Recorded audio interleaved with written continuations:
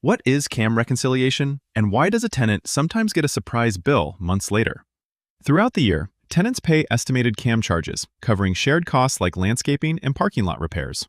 Those monthly payments are just a guess based on the landlord's budget for the coming year. At year-end, the landlord tallies up what those shared expenses actually cost, dollar for dollar. That process of comparing estimated payments to actual costs is called CAM reconciliation. If actual costs were higher than what was collected, tenants typically owe the difference. If actual costs were lower than what was collected, tenants are usually owed a credit or refund. Each tenant's share is typically based on their pro rata portion of the property's total square footage. The lease spells out exactly which expenses count as CAM and which are excluded from the calculation.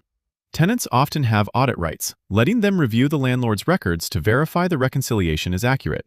In many triple net leases, CAM reconciliation happens annually alongside similar true-ups for taxes and insurance.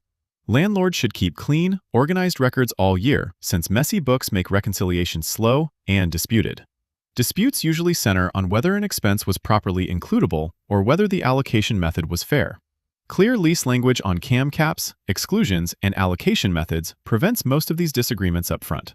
So CAM reconciliation is simply settling up estimates against reality, once a year, dollar for dollar.